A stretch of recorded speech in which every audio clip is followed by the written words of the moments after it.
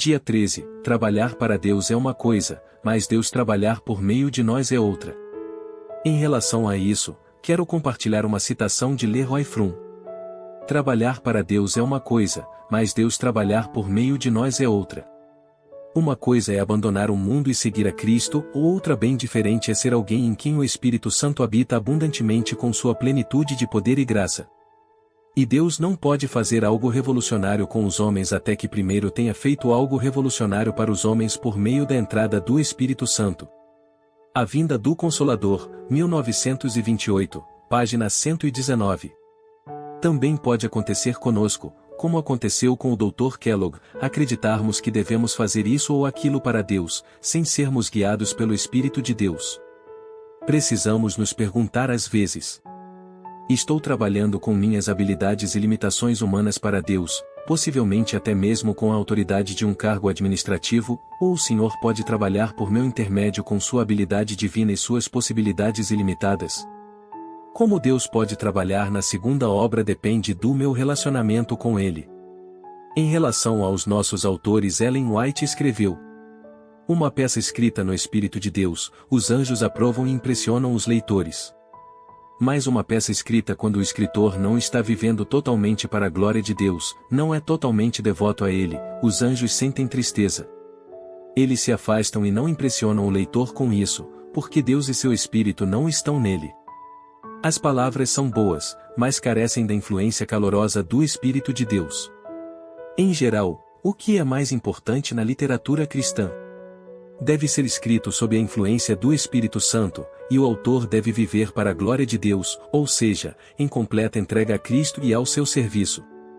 Deus não fica impressionado com o conteúdo maravilhoso de um artigo. Ele está muito mais interessado na atitude espiritual do autor que escreveu o texto.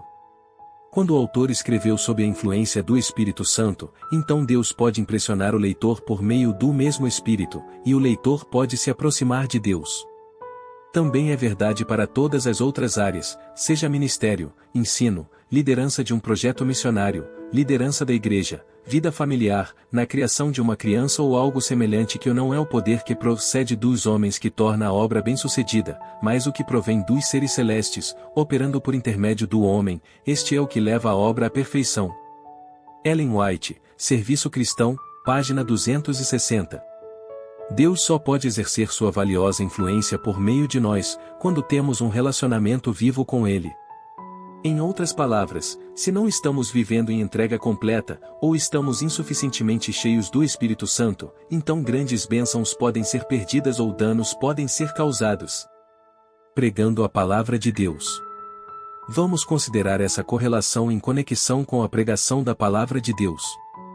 Quando os pastores são insuficientemente cheios do Espírito Santo, então seus sermões nunca realizarão o que Deus deseja. Ouça agora uma citação do livro Desejado de Todas as Nações, página 671. A pregação da palavra não será de nenhum proveito sem a contínua presença e ajuda do Espírito Santo. Uma pessoa pode ser capaz de apresentar a letra da palavra de Deus, pode estar familiarizada com todos os seus mandamentos e promessas, mas a menos que o Espírito Santo impressione o coração com a verdade, alma alguma cairá sobre a rocha e se despedaçará. A mais esmerada educação, as maiores vantagens, não podem tornar uma pessoa um veículo de luz sem a cooperação do Espírito de Deus. Deus e os anjos só trabalham conosco, quando estamos cheios do Espírito Santo e vivemos em completa entrega a Cristo. Não importa quem somos ou o que fazemos, Deus nos avisa por meio de Ellen White. O valor de nossa obra é proporcional à comunicação do Espírito Santo. Desejado de Todas as Nações, página 330. Não é a capacidade que agora possuímos ou havemos de possuir, que nos dará êxito. É o que o Senhor pode fazer por nós. Deveríamos depositar muito menos confiança no que o homem é capaz de fazer, e muito mais no que Deus pode fazer para cada alma crente. Deus anseia que esperemos grandes coisas dele. Parábolas de Jesus, página 146.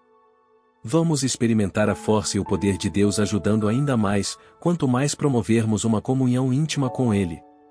Não obteremos a vitória através de número, mas pela completa entrega da vida a Jesus. Filhos e Filhas de Deus, página 279. Infelizmente, muitas pessoas, incluindo a mim, têm medo ou reservas em se renderem completamente a Deus. Eles acreditam que se tornariam escravos. Esse ponto de vista é completamente falso. A Bíblia compara um relacionamento com Cristo com um casamento. Cristo é um parceiro fantástico. Quando uma pessoa é casada, ela pode se divorciar, se quiser. Também podemos nos desconectar de Cristo, continuamos pessoas livres. Mas acredito que, em nenhuma circunstância queremos fazer isso, visto que um relacionamento com Cristo é o melhor relacionamento possível. Ele quer ter um relacionamento conosco, no qual estejamos unidos no amor e confiança com Ele. A intervenção de Deus pode ir muito além de nossa possibilidade humana. Deus deseja fazer coisas grandes e incríveis ainda hoje, Jeremias 33, 3. Quando vivemos para que Deus possa operar em nós, e por meio de nós, então experimentaremos repetidas vezes coisas surpreendentes, coisas grandes e incríveis. É assim.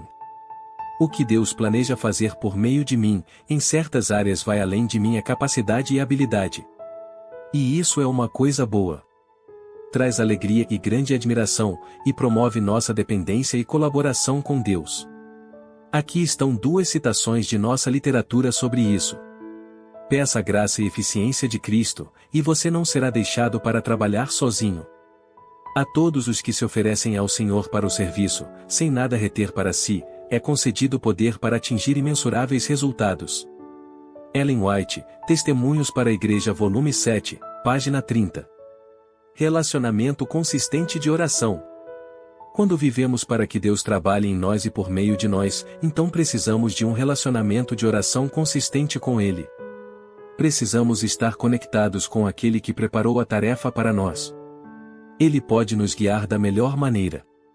É como dirigir com um dispositivo de navegação. Deus nos deu uma enorme promessa em relação a esse relacionamento. Invoca-me e te responderei, e te revelarei coisas grandiosas e inacessíveis, que não sabes. Jeremias 33, verso 3. Podemos ler mais promessas em João 7, 37. João 14, 12 a 14, ou João 15, 7. João 15, 16. Mateus 18, 19 e outros textos bíblicos mais. O Senhor não apenas promete atender aos nossos pedidos, mas também promete nos mostrar coisas grandes e poderosas. Ele nos dá uma resposta divina. Conselho divino. Não sobrecarregue ninguém as faculdades que Deus lhe deu, num esforço por promover mais rapidamente a causa do Senhor. Não pode o poder do homem apressar a obra.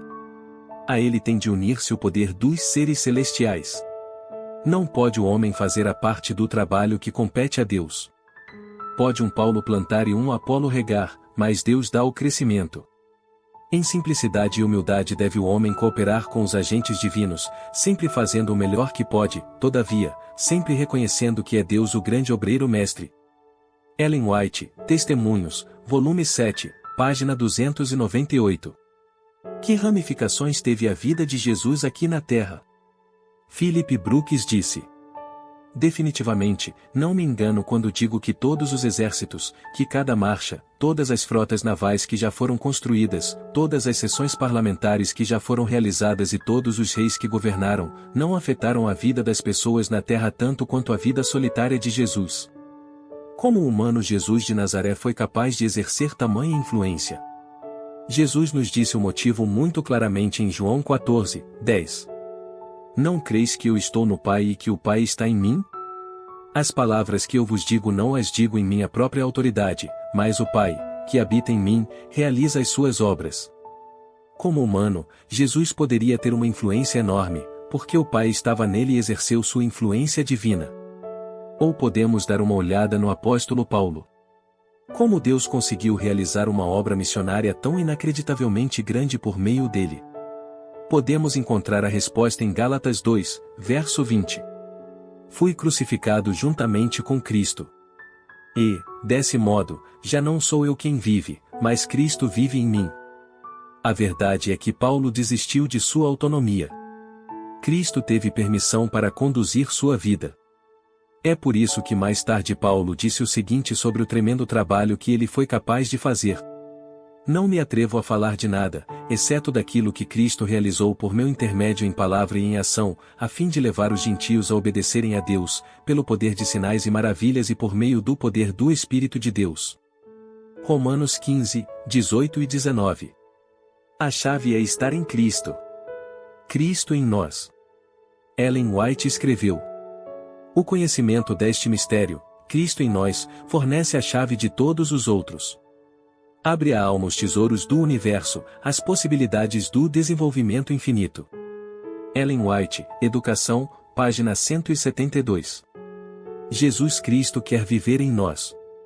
Desse modo, Ele quer nos dar uma vida plena e atuar por meio de nós, seja nas coisas insignificantes ou nas coisas grandes. O grande pregador John Wesley percebeu: Deus pode fazer mais com um homem, que se comprometeu, se entregou, se dedicou 100% a Deus, do que com todo um exército de homens, que se comprometeram apenas 99% com Deus. A palavra de Deus afirma claramente em Zacarias 4, 6.